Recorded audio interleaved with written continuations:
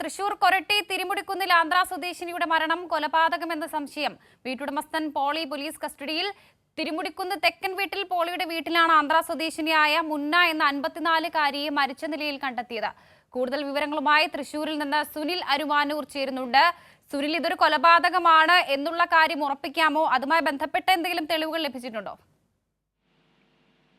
വർഷ, തൃശൂർ കൊരട്ടി തിരുമുടിക്കുന്നിലാണ് ആന്ധ്ര സ്വദേശിനെ വീട്ടിനുള്ളിൽ രാവിലെ മരിച്ച നിലയിൽ കണ്ടെത്തിയത്. ഈ വിവരം വീട്ടുടമസ്ഥൻ കൂടിയായ പോളിയാണ് പോലീസിനെ അറിയിച്ചത്. തുടർന്ന് പോലീസ് വീട്ടിലെത്തി പരിശോധന നടത്തിയപ്പോഴാണ് ഇത് കൊലപാതകമാണ് എന്ന ഒരു സംശയത്തിലേക്ക് പോലീസ് എത്തിച്ചേർന്നത്. ഇപ്പോൾ ഈ പോളിയെ പോലീസ് കസ്റ്റഡിയിലാണുള്ളത്.